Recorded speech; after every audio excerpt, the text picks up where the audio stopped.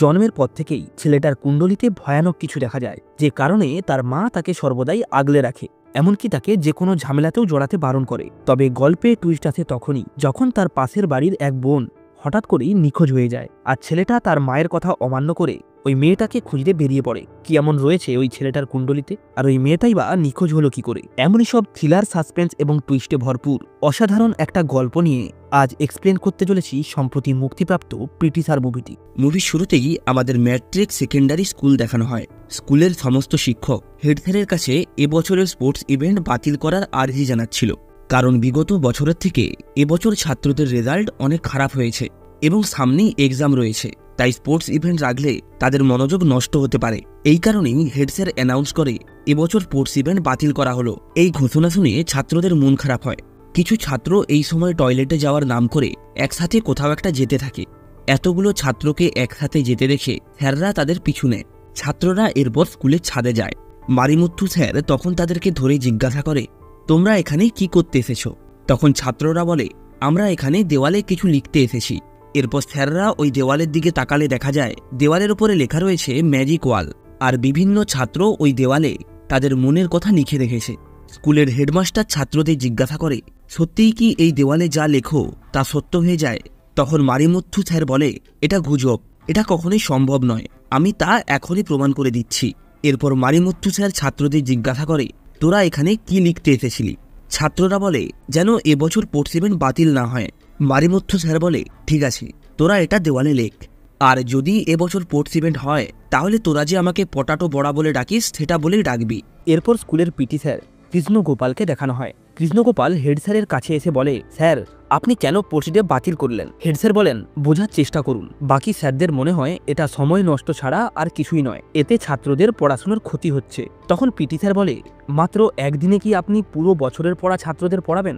তাছাড়া অন্য কেউ যদি এই কথাটা বলতো তাহলে আমি মেনে নিতাম, কিন্তু আপনি একজন ভলিবল প্লেয়ার হয়েও এই কথা বলছেন, এটা আমি মানতে পারছি না। এসব কথা শুনে হেড স্যারের মন গলে যায় এবং তিনি ঘোষণা করেন এবছর স্পোর্টস ডে হবে। এরপর সিন কৃষ্ণগোপালের বাড়িতে শিফট হয়। এক জ্যোতিষী কৃষ্ণের মাকে ফোন করে জানায় যে কয়েকজন মেয়ের কুষ্টি পাঠিয়েছেন, তাদের কুষ্টির সঙ্গে আপনার ছেলের কুষ্টি মেলেনি। আসলে কৃষ্ণের মা কৃষ্ণের বিয়ের জন্য মেয়ে খুঁজছিল। এখানে আমরা জানতে পারি যে কৃষ্ণের কুষ্টিতে একটা বড় দোষ রয়েছে। তার বিয়ে না হওয়া পর্যন্ত সে যদি কোনো ঝামেলায় জড়ায় তাহলে তার প্রাণ সংশয় হওয়ার সম্ভাবনা রয়েছে। এরপর কৃষ্ণ স্কুলে যাওয়ার জন্য তৈরি হয়। কৃষ্ণের মা প্রতিদিনের মতো তাকে বলে, স্কুলে যাওয়ার পথে কোথাও দাঁড়াবি না, কোথাও ঝামেলা হলে সেটা এড়িয়ে চলবি এবং স্কুল ছুটি হলে সোজা বাড়ি আসবি। এরপর কৃষ্ণ পাশের বাড়ির একজন বোন নন্দিনীকে তার কলেজে নামিয়ে স্কুলে চলে যায়। কৃষ্ণ তার স্কুলের ইংরেজি টিচার বিনিতাকে অনেক পছন্দ করে এবং ঠিক একইভাবেই বিনিতা ম্যাডামও কৃষ্ণকে পছন্দ করে। তারা দুজনে দাঁড়িয়ে কিছু কথা বলছিল। ঠিক সেই সময় এক ব্যক্তি স্কুলের সামনে আসে এবং স্কুলের দারোয়ানকে উল্টোপাল্টা কথা শোনাতে থাকে, কারণ দারোয়ান ওই ব্যক্তির কিছু টাকা সময় মতো ফেরত দিতে পারেনি। ঝামেলা দেখে বিনিতা বারবার কৃষ্ণের দিকে তাকাতে থাকে, কারণ সে ভেবেছিল কৃষ্ণ হয়তো লোকটাকে থামাবে, কিন্তু কৃষ্ণ সেখানে চুপচাপ দাঁড়িয়েছিল। দারোয়ান লোকটিকে বলে, আমাকে কিছুদিন সময় দিন, আমি আপনার সমস্ত টাকা ফেরত দিয়ে দেব। তবে লোকটি দারোয়ানের কোনো কথা না শুনেই তাকে চড় মেরে দেয়। এইবার বিনিতা আর সহ্য করতে না পেরে লোকটিকে বলে, আপনি এখানে ঝামেলা করছেন কেন? এখনই এখান থেকে চলে যান, না হলে কিন্তু আমরা পুলিশ ডাকতে বাধ্য হব। পুলিশের কথা শোনা মাত্রই লোকটি তৎক্ষণাৎ সেখান থেকে চলে যায়। বিনিতা কৃষ্ণকে বলে, তোমার সামনে এক ব্যক্তি বৃদ্ধ দারোয়ানকে গায়ে হাত তুলল আর তুমি কিছু না করে চুপচাপ দাঁড়িয়ে দেখছো। তখন কৃষ্ণ বলে, আমি একজন পিটি টিচার, কোনো ফিল্মের হিরো নয়। তাছাড়া আমার মা বলেছে এসব ঝামেলা থেকে দূরে থাকতে। এই সময় স্কুলের হেড স্যার এসে কৃষ্ণকে বলে, তোমাকে স্কুলের চেয়ারম্যান ডেকে পাঠিয়েছে। এরপর কৃষ্ণ এবং হেড স্যার দুজনেই চেয়ারম্যানের অফিসে যায়। চেয়ারম্যান কৃষ্ণকে একটা খবরের কাগজ দেখায়, যেখানে তাদের স্কুলের ওই ম্যাজিক ওয়ালটির খবর হেডলাইনে ছিল।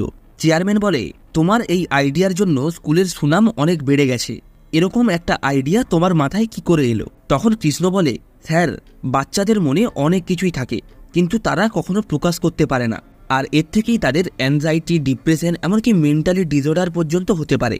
আর ঠিক এই কারণেই আমি এই ম্যাজিক ওয়ালটা তৈরি করি, যাতে তারা তাদের মনের সমস্ত কথা এই দেওয়ালে লিখতে পারে। এতে লেখা কথাগুলো সত্যি হয় কিনা জানি না, তবে এই দেওয়ালে কিছু লেখার পর তারা তাদের মনে একটা আলাদা রকমের কনফিডেন্স পায়। সিন এখান থেকে রাতে কৃষ্ণের বাড়িতে শিফট হয়। নন্দিনীর বাবা কৃষ্ণের কাছে এসে বলে, নন্দিনীকে খুঁজে পাওয়া যাচ্ছে না এবং তার ফোনও লাগছে না। এই কথা শুনে কৃষ্ণ নন্দিনীর বাবার সাথে নন্দিনীকে খোঁজার জন্য বেরিয়ে পড়ে। কিছুক্ষণ পর নন্দিনীর বাবার কাছে ফোন আসে নন্দিনী বাড়ি ফিরে এসেছে। এরপর নন্দিনীর বাবা বাড়ি ফিরে দেখে বাড়ির বাইরে অনেক লোক জমা হয়েছে। সে ভেতরে ঢুকে দেখে যে নন্দিনী দাঁড়িয়ে আছে, তবে তার জামা একদিকে ছেঁড়া এবং হাতে কিছু চিরা দাগ রয়েছে। নন্দিনী তার বাবাকে বলে, বাস স্ট্যান্ডে কিছু ছেলে আমার সাথে অসভ্যতামি করছিল, চলো আমরা এখনই তাদের নামে কমপ্লেন করে আসি। কিন্তু নন্দিনীর মা এইসবের জন্য নন্দিনীকেই দায়ী করে, কারণ সে খোলামেলা ড্রেস পরে কলেজের ফাংশনে গিয়েছিল। আর নন্দিনীর বাবাও নন্দিনীকে কোনো রকমের সাপোর্ট করে না। পরের দিন সকালে কৃষ্ণের মা কৃষ্ণকে বলে, আমার মনে হয় নন্দিনী কিছুদিন বাড়ি থেকে বাইরে বেরোবে না। তাছাড়া পাড়ার সবাই যেভাবে ওদের নামে বলা বলি করছে, ওরা হয়তো যে কোনো দিন এই বাড়ি ছেড়ে চলে যেতে পারে। এই কথা শুনে কৃষ্ণের মন অনেক খারাপ হয়ে যায়। কিন্তু সে যখন ব্রাশ করার সময় বাড়ির ছাদে এসে দাঁড়ায়, তখন দেখে নন্দিনী তার ভাইকে নিয়ে স্কুলে যাওয়ার জন্য বেরিয়ে এসেছে। এটা দেখে কৃষ্ণ অনেক খুশি হয়। তবে এর কিছুদিন পরেই কেউ একজন নন্দিনীর শ্লীলতাহানির ভিডিও সোশ্যাল মিডিয়ায় পোস্ট করে দেয় এবং সেটা খুব দ্রুত ভাইরালও হয়ে যায়। অন্যদিকে বিনিতা কৃষ্ণকে তার বাবার সাথে দেখা করাতে নিয়ে যায়। কৃষ্ণ যেহেতু ভীতু প্রকৃতির, তাই বিনিতার বাবার তাকে পছন্দ হয় না। তবুও নিজের মেয়ের কথা ভেবে সে বিয়েতে রাজি হয়। অন্যদিকে কৃষ্ণের মা জ্যোতিষীকে কৃষ্ণের কুষ্টি দেখালে জ্যোতিষী বলে, যে বিপদের জন্য তুমি এতদিন তোমার ছেলেকে সমস্ত ঝামেলা থেকে দূরে রেখেছিলে, সেই বিপদের সূচনা হয়ে গেছে, তাই যত তাড়াতাড়ি সম্ভব ওর বিয়ে দিয়ে দাও। জ্যোতিষীর কথা শুনে কৃষ্ণের পরিবার পরের দিনই বিনিতার বাবাকে ডেকে পাঠায়। কৃষ্ণের বাবা পাঁজি দেশে বলে, আগামীকাল একটা শুভ দিন আছে, এরপর একদম 1-1.5 মাস পর একটা ভালো দিন রয়েছে। তাই দুই পরিবার মিলে ঠিক করে কালকেই দুজনের আশীর্বাদ সেরে ফেলবে এবং বিয়ে হবে 1-1.5 মাস পরে। এই কারণেই হাতে কম সময় থাকায় তারা শপিং করতে বেরিয়ে পড়ে। শপিং সেরে তারা রাতে যখন বাড়ি ফিরছিল, সেই সময় কৃষ্ণ লক্ষ্য করে নন্দিনী একা একাই জিপি স্কুলের ভেতরে ঢুকে যাচ্ছে। সন্দেহ হওয়ায় কৃষ্ণ নন্দিনীর পিছু নেয় এবং স্কুলের ছাদে গিয়ে দেখে নন্দিনী আত্মহত্যা করবে বলে ছাদে দাঁড়িয়ে আছে। কৃষ্ণ চুপি চুপি পেছন থেকে তার কাছে গিয়ে তাকে টেনে নিচে নামিয়ে নেয়। কৃষ্ণ নন্দিনীকে বলে, তুই কি পাগল হয়ে গেছিস? কি করছিস এইসব? নন্দিনী বলে, কাল আমার মলেস্টেশনের ভিডিও লিক হয়ে গেছে, আমি আর সমাজের কাছে মুখ দেখাতে পারবো না। কৃষ্ণ তাকে বলে, এতে তোর কোনো দোষ ছিল না, এটাকে একটা দুঃস্বপ্ন ভেবে ভুলে যা। নন্দিনী বলে, আমাকে বাবা মা বাড়ি থেকে বেরোতে বারণ করছিল, কিন্তু আমি যখন বাইরে বেরিয়ে তোমার হাসি মুখটা দেখি, বিশ্বাস করো অনেকটা আত্মবিশ্বাস ফিরে পাই। আমি ভেবেছিলাম সবাই হয়তো তোমার নজরেই আমাকে দেখবে, কিন্তু সবাই আমাকেই দোষারোপ করতে থাকে। যারা আমাকে চেনে না, আমার ব্যাপারে কিছু জানে না, তারাও এর জন্য আমাকেই দোষারোপ করতে থাকে। এরপরে এক এক করে আমার সমস্ত কাছের মানুষ আমার দিক থেকে মুখ ফিরিয়ে নেয়। এসব শুনে কৃষ্ণ তার হাতের একটা বালা খুলে নন্দিনীর হাতে পরিয়ে দেয় এবং তাকে বলে, তুই চিন্তা করিস না, সব ঠিক হয়ে যাবে, আর যখনই তোর কোনো সাহায্যের দরকার হবে তুই আমাকে বলিস। এরপর তারা তিনজন বাড়ি ফিরে আসে। পরের দিন কৃষ্ণ এবং বিনিতার আশীর্বাদের তোড়জোড় শুরু হয়ে যায়। কৃষ্ণ এবং বিনিতা যখন আশীর্বাদের জন্য যাচ্ছিল, সেই সময় কৃষ্ণ লক্ষ্য করে নন্দিনীর বাবা কাউকে বলছে, তুমি ভুল নাম্বারে ফোন করে ফেলেছো, তুমি যাকে চাইছো সে আমি নয়। কৃষ্ণ নন্দিনীর বাবার কাছে গিয়ে কি হয়েছে জানতে চাইলে সে বলে, ফোনে কি বলছে তুমি একটু দেখো তো। কৃষ্ণ ফোনটা নিলে ওপাশ থেকে একজন ব্যক্তি বলে ওঠে, আমি থানা থেকে কনস্টেবল বলছি, নদীর ধারে একটি 21 বছরের মেয়ের মৃতদেহ পাওয়া গেছে, কিন্তু মেয়েটাকে শনাক্ত করা যাচ্ছে না। এর ব্যাগ থেকে যে আইডিটা পাওয়া গেছে তা থেকেই এই নাম্বারটি আমরা পেয়েছি। তোমরা যত দ্রুত সম্ভব এখানে এসে দেহটাকে শনাক্ত করে যাও। নন্দিনীর বাবা কৃষ্ণকে বলে, ও আমাদের নন্দিনী হতে পারে না। তখন কৃষ্ণ একটু ভেবে বলে, না না, ও আমাদের নন্দিনী হবে কেন? তবে থানা থেকে যেহেতু ফোন করেছে, তাই দেহটাকে শনাক্ত করার জন্য আমাদেরকে একবার যেতেই হবে। কৃষ্ণ এবং নন্দিনীর বাবা নদীর ধারে যায়। কৃষ্ণ দেখে লাশটির হাতে তার ব্রেসলেটটা রয়েছে, যেটা সে আগের দিন নন্দিনীকে দিয়েছিল। নন্দিনীর বাবা লাশটাকে জড়িয়ে ধরে কাঁদতে শুরু করে। এই সময় এক জেলে কৃষ্ণকে বলে, মেয়েটির ব্যাগ থেকে একটা চিঠি পাওয়া গিয়েছিল, ওই চিঠিটা আমি একটা পুলিশ অফিসারকে দিয়েছি। কৃষ্ণ অফিসারকে চিঠির ব্যাপারে জিজ্ঞাসা করলে সে বলে, কোথায়? আমি তো কোনো চিঠি পাইনি। এরপর দেখা যায় এক হাবিলদার তার পকেটে একটা চিঠি ঢুকিয়ে কোথাও একটা যাচ্ছে। কৃষ্ণের সন্দেহ হওয়ায় সে মারিমুথু স্যারকে নিয়ে ওই হাবিলদারের পিছু নেয়। ওই হাবিলদারটি এসে জিপি ইনস্টিটিউট কলেজের ভেতরে ঢুকে যায়। এরপর কৃষ্ণ যখন চেয়ারম্যান জিপির অফিসের দিকে যাচ্ছিল, তখন সে দেখে ওই হাবিলদার চেয়ারম্যানের রুম থেকে বেরিয়ে আসছে এবং তার হাতে একটা খাম ছিল। কৃষ্ণ চেয়ারম্যান জিপির রুমে ঢুকে তাকে বলে, স্যার এখানে পুলিশ কেন এসেছিল? ওই পুলিশটার হাতে একটা খামও ছিল, তাহলে কি আপনি পুলিশকে টাকা দিয়েছেন? তখন জিপি বলে, তুমি এসব কি বলছো? কৃষ্ণ বলে, নন্দিনীর ব্যাগ থেকে একটা চিঠি পাওয়া গেছে, আর ওই পুলিশটা সেই চিঠিটাকে নিয়েই আপনার কাছে এসেছিল, আর আপনি ওই চিঠির বদলে পুলিশটাকে টাকা দিয়েছেন। সত্যি করে বলুন তো, কি লেখা ছিল ওই চিঠিতে? তখন জিপি বলে, নন্দিনীকে? চেয়ারম্যানের পিএ বলে, আমাদের কলেজের যে মেয়েটি সুসাইড করেছে তার নাম নন্দিনী। জিপি বলে, পুলিশ নন্দিনীর খবরটাই দিতে এসেছিল। আসলে আমাদের কলেজের নামটা যাতে মিডিয়াতে না আসে তাই পুলিশকে অন্য কলেজের নাম নিতে বলি, এর জন্য ওকে টাকা দিতে যাব কেন? কৃষ্ণ বলে, না স্যার, আপনি মিথ্যে বলছেন, আপনি নিশ্চয়ই কোনো ভুল করেছেন, আর এই জন্যই আপনি পুলিশকে টাকা দিয়েছেন। তখন জিপি রেগে গিয়ে বলে, তোর সাহস হয় কি করে আমার সামনে উঁচু গলায় কথা বলার? আমি চাইলে এখনই তোর দেহ থেকে মাথাটা আলাদা করে দিতে পারি। তুই ঠিকই দেখেছিস, আমি পুলিশকে টাকা দিয়েছি, আর তার বিনিময়ে ওরা আমাকে চিঠিটাও দিয়েছে। এখন তোর যদি কিছু করার থাকে তুই করে নে। এরপর জিপি চিঠিটাকে বের করে বলে, মেয়েটি লিখেছে ওর মৃত্যুর জন্য আমি দায়ী, কিন্তু এতে আমি কি করব? এটা বলেই জিপি ওই চিঠিটাকে লাইটার দিয়ে পুড়িয়ে দেয়। এসব শুনে কৃষ্ণ খুব রেগে যায় এবং সে রাগে জিপিকে একটা কষিয়ে চড় মারে। কলেজের কয়েকজন স্টাফ মিলেও তাকে কোনোভাবে আটকাতে পারছিল না। অবশেষে মুথুত স্যার কোনোভাবে কৃষ্ণকে টেনে বাইরে বের করে আনে। অন্যদিকে কৃষ্ণের মা খুব রেগেছিল, কারণ এতদিন ধরে সে তার ছেলেকে যে ঝামেলা থেকে দূরে রাখতে চেয়েছিল, আজ তার ছেলে তার কথা অমান্য করে একটা বড় ঝামেলাকে ডেকে এনেছে। তাছাড়া বিনিতার সাথে তার আশীর্বাদটাও সম্পন্ন হয়নি। তখন বিনিতার বাবা বলে, যে ছেলে অন্য মেয়ের জন্য এত বড় ঝুঁকি নিতে পারে তাহলে সে আমার মেয়ের জন্য সব করতে পারে। আমার মেয়ের বিয়ে আমি এই ছেলের সাথেই দেব। বিনিতার বাবা কৃষ্ণের বাড়ি থেকে চলে যাওয়ার পর সেখানে জিপি আসে, তবে সে গাড়ি থেকে নামে না। তার পিয়ে গিয়ে নন্দিনীর ফটোতে শ্রদ্ধাঞ্জলি জানায়। পিয়ে নন্দিনীর বাবাকে বলে, তোমার একটা মেয়ে হারিয়ে গেছে, তবে আর একটা মেয়ে তো রয়েছে। স্কুল শেষ হলে আমাদের কলেজে ভর্তি করে দিও, তার সমস্ত খরচ আমাদের ইনস্টিটিউট দেবে। এবং সে নন্দিনীর বাবাকে 2 লক্ষ টাকা দিয়ে চলে যায়। যাওয়ার পথে পুলিশ অফিসার জিপিকে বলে, ক্রাইম স্পটে তেমন কোনো এভিডেন্স পাওয়া যায়নি, আর যে 4 জন ছেলে নন্দিনীর ভিডিওটা ভাইরাল করেছিল তাদেরকে গ্রেপ্তার করে কেসটা ওদের ওপরেই চাপিয়ে দিয়েছি।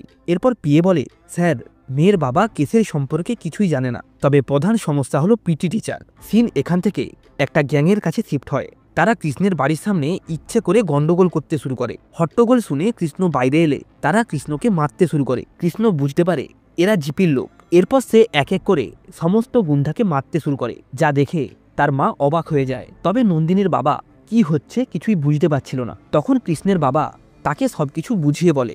সবকিছু শোনার পর নন্দিনীর বাবা জিপির কাছে যায়। সে জিপির সামনে 2 লক্ষ টাকা ছুঁড়ে দিয়ে বলে, আমি নন্দিনীকে হারিয়েছি, হয়তো তাকে কিছুদিনের মধ্যে ভুলেও যেতাম, কিন্তু আপনি সেদিন আমার বাড়িতে গিয়ে আমার আরেক মেয়েকে আপনার কলেজে পাঠাতে বলেছিলেন, আমি আপনাকে এত সহজে ছেড়ে দেব না। এটা বলেই সে পুলিশ স্টেশনে চলে আসে এফআইআর লেখাতে। পুলিশ যখন শোনে এফআইআর গুরু পুরুষোত্তম অর্থাৎ জেপির নামে, তিনি নন্দিনীর বাবাকে বসতে বলে থানা থেকে বেরিয়ে যান। আর নন্দিনীর বাবা সারা রাত ওই থানাতে বসেই অপেক্ষা করতে থাকেন। পরের দিন সকালে অফিসার থানায় আসে, তবে সে নন্দিনীর বাবার এফআইআরটা লেখে না। এই সময় সেখানে কৃষ্ণও চলে আসে। কৃষ্ণ তাকে বলে, তুমি বেকার চেষ্টা করছো, এরা সবাই জিপির চামচা, এরা কেউ এফআইআর লিখবে না। এটা শুনে অফিসার অনেক রেগে যায় এবং কৃষ্ণকে একটা রুমে বন্ধ করে দেয়। কিছুক্ষণ পর সেখানে জেপি আসে এবং জেপি আসা মাত্রই পুরো থানাটাকে খালি করে দেওয়া হয়।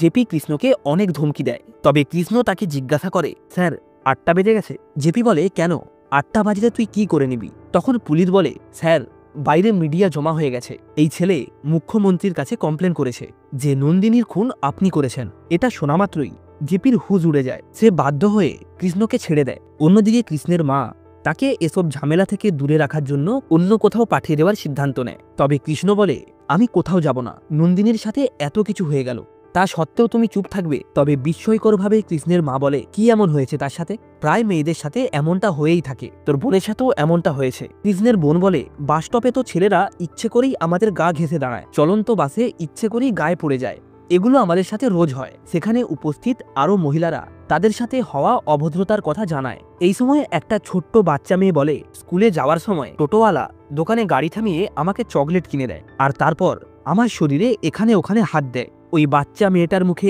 এমন কথা শুনে সবার চোখে জল চলে আসে। কৃষ্ণ তার মাকে বলে, এবার তুমি খুশি তো? তুমি এই বাচ্চা মেয়েটাকেও বলো, অটোওয়ালারা ওরকমই করে, তুই এসব সহ্য করে নে। কৃষ্ণের মা তার ভুলটা বুঝতে পারে।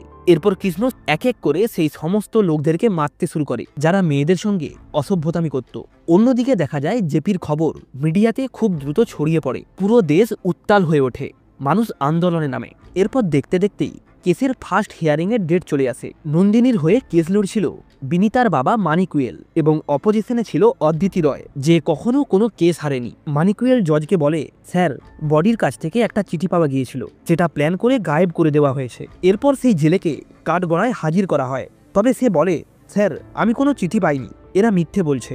অন্যদিকে হাবিলদার বলে আমি সারাক্ষণ ক্রাইম স্পটেই ছিলাম, অন্য কোথাও যাইনি। এরপর কলেজের সিসিটিভি ফুটেজ চালানো হয় এবং সেখানে হাবিলদার বা কৃষ্ণ কাউকেই দেখা যায় না। ডিফেন্স লয়ার মানিকুয়েল বলে স্যার এসব ভিডিও ফেক, আমাকে সময় দিন, আমি সব প্রমাণ করে দেব। জাজ দুদিন পরে একটা ডেট দেয়। নেক্সট হিয়ারিংয়ে মানিকুয়েল কোর্টে একটা ফুটেজ দেয় যেটা ছিল আশেপাশের দোকানের সিসিটিভির। সেখানে দেখা যায় ঘটনার দিন হাবিলদার বাইকে করে কোথাও একটা যাচ্ছে এবং কৃষ্ণ তার পিছু করছে। মানিকুয়েল বলে স্যার খুনের দিন নন্দিনীর ফোনে একটা কল এসেছিল যার লোকেশন জেপির বাড়ির কাছাকাছি। অদ্বিতি বলে সিম কার নামে রেজিস্টার আছে সেটা বলুন। মানিকুয়েল বলে জেপির মতো বড় মানুষ কখনোই নিজের নামে সিম রেজিস্টার করবে না। সিম রেজিস্টারের নাম ছিল সেতু। তবে পুরো মাসে ওই সিম থেকে যা অনলাইন অর্ডার ডেলিভার করা হয়েছে সবটাই জেপির বাড়িতে ডেলিভার হয়েছে। এসব শোনার পর অদ্বিতির আর কিছু বলার থাকে না, তাই সে জাজের কাছে আরও কিছু টাইম চায়। এরপর চলে আসে কেসের ফাইনাল হিয়ারিংয়ের দিন। তিনজন পুলিশের কাছে আত্মসমর্পণ করে। তারা কোর্টে বলে আমরাই নন্দিনীকে মেরেছি। একজন বলে আমার নাম সেতু, আমি এবং নন্দিনী একই কলেজে পড়ি, আমরা দুজন একে অপরকে ভালোবাসতাম। তবে একদিন আমি বুঝতে পারলাম নন্দিনী শুধু আমাকে নয় এদের সাথেও ভালোবাসার নাটক করছে। তাই আমরা ঠিক করি আমরা নন্দিনীকে মেরে ফেলবো। আমরা প্ল্যান করে তাকে ব্রিজের কাছে নিয়ে আসি এবং গলা টিপে তাকে সেখানেই মেরে ফেলি। জাজ বলে তোমরা যে সত্যি বলছো এটা আমি কিভাবে বিশ্বাস করব। তারা তখন তাদের কাছে থাকা নন্দিনীর ফোনটাকে বের করে বলে মারার পর আমরা নন্দিনীর ফোনটাকে নিজেদের কাছেই রেখে দিয়েছিলাম। এখান থেকে স্পষ্ট বোঝা যায় জেপি নিজে বাঁচার জন্য এদেরকে ফাঁসাচ্ছে। এরপর পিএ বলে স্যার হাবিলদার সেদিন চিঠি এনেছিল আর তাতে সেতুর নাম লেখা ছিল। এসব জেপি স্যার যাতে না জানতে পারে তাই আমি ওই চিঠিটাকে পুড়িয়ে দিয়েছিলাম। কিছু লোক কোর্টে বলে তারা সেতু এবং নন্দিনীকে একসাথে কলেজে ঘুরতেও দেখেছে। ডিফেন্স লয়ারের কাছে জেপির নামে কোনো প্রমাণ না থাকায় জাজ তার রায় শোনাতেই যাচ্ছিল। তখন কৃষ্ণ বলে আমি কিছু বলতে চাই। জাজ অনুমতি দিলে কৃষ্ণ বলা শুরু করে আর এখান থেকে সিন ফ্ল্যাশব্যাকে চলে যায়। নন্দিনীর ভিডিও লিক হওয়ার পরে সে জেপির কাছে যায়। নন্দিনী জেপিকে বলে স্যার সবাই এসবের জন্য আমাকেই দায়ী করছে, কলেজ থেকে আমাকে রেস্টিগেট করে দেওয়া হয়েছে, কিন্তু এতে আমার দোষ কি ছিল? জেপি বলে আমি সব বুঝতে পারছি, তবে এটা ম্যানেজমেন্টের সিদ্ধান্ত। এরপর জেপি নন্দিনীকে অশ্লীলভাবে ছোঁয়ে এবং বলে তুমি চাইলে আমি সব ঠিক করে দেব। জেপি নন্দিনীকে একটা কার্ড দিয়ে তাকে রাত্রি 10টার সময় তার গেস্ট হাউসে আসতে বলে। নন্দিনী বুঝতে পারে এসব কথা সে যাকেই বলুক কেউ বিশ্বাস করবে না, কারণ সবাই তাকেই দোষী মেনে নিয়েছে। এই কারণেই সে আত্মহত্যার চেষ্টা করে। তবে কৃষ্ণ তাকে বাঁচিয়ে নেয়। এরপর নন্দিনীর মুখে সবকিছু শোনার পর কৃষ্ণ ঠিক করে সে জেপির এই সত্যতা সবার সামনে নিয়ে আসবে। সব শুনে জাজ বলে তুমি প্রথম থেকেই শুধু গল্প শুনিয়ে যাচ্ছ, কিন্তু তোমার কাছে কোনো প্রমাণ নেই, তাই তোমার কথা আমি বিশ্বাস করতে পারছি না। এরপর মৃত নন্দিনী বয়ান দিলে তবেই কেস এগোবে। কৃষ্ণ বলে স্যার নন্দিনী বয়ান দিলে সত্যি হবে। আর ঠিক তখনই আমরা কোর্টে সবার মাঝখানে নন্দিনীকে দেখতে পাই, অর্থাৎ নন্দিনী মারা যায়নি। কৃষ্ণ এবং মানিকুয়েল দুজনে মিলে নন্দিনীর মৃত্যুর মিথ্যে নাটক সাজিয়েছিল। তারা মর্গ থেকে নন্দিনীর মতো দেখতে একটা লাশকে বিকৃত করে তার ব্যাগের ভেতরে নন্দিনীর লেখা চিঠিটাকে ঢুকিয়ে বডি নদীতে ফেলে দেয়। তারা ভেবেছিল এই চিঠিটাকে দিয়েই জেপির সত্যতা বেরিয়ে আসবে। তবে দুর্ভাগ্যের বিষয় হলো পুলিশ এই চিঠিটাকেই গায়েব করে দেয়। তাই কৃষ্ণ বাধ্য হয়েই জেপির নামে মার্ডার কেস ফাইল করে। ফলে কেসটা মিডিয়ার হেডলাইনে চলে আসে। বিনীতা কোর্টে আরও কয়েকজন মহিলাকে নিয়ে আসে যাদের কাছে জেপির দেওয়া কার্ডটা ছিল। জাজ বলে তোমরা একে লুকিয়ে রেখেছিলে কেন? আগে আনলে অনেক আগেই কেসটা সলভ হয়ে যেত। কৃষ্ণ বলে হতো না স্যার, যেহেতু হ্যারাসমেন্টের কেস তাই কেউ পাত্তা দিত না। কেসটাকে মার্ডারের মতো করে সাজানো হয়েছে বলেই এত দূর অবধি এগিয়ে এসেছে। আসলে জেপির মতো লোক যদি অপরাধ করে তাহলে মৃত মানুষকে এসেই তার বয়ান দিতে হবে, না হলে কেউ বিশ্বাসই করবে না। কত মেয়ে রয়েছে যারা তাদের উপর হওয়া অন্যায় অত্যাচারের কথা ভয়ে বলতেই পারে না। তবে এরা অত্যাচারীকে ভয় পায় না, এরা ভয় পায় সমাজের লোক কি বলবে, আত্মীয় স্বজনরা তাদেরকে কোন চোখে দেখবে। কোর্ট এরপর তার রায় শোনায়, যেখানে জেপিকে দোষী ঘোষণা করা হয়। আর কৃষ্ণ যেহেতু মিথ্যে এফআইআর করেছিল তাই তার 6 মাসের জেল হয়। একই সাথে মানিকুয়েলকেও কিছু সময়ের জন্য কাউন্সিল থেকে বরখাস্ত করা হয়। অন্যদিকে নন্দিনী আবার তার মাথা উঁচু করে স্বাধীনভাবে রাস্তায় হাঁটতে শুরু করে। আর এর সাথেই এই অসাধারণ মুভিটা এখানেই শেষ হয়। ভিডিওটা ভালো লেগে থাকলে অবশ্যই একটা লাইক করে দেবেন। আর এমনই সব অসাধারণ মুভির এক্সপ্লেনেশন পাওয়ার জন্য সাবস্ক্রাইব করবেন ফিল্মেশন ওয়ার্ল্ড।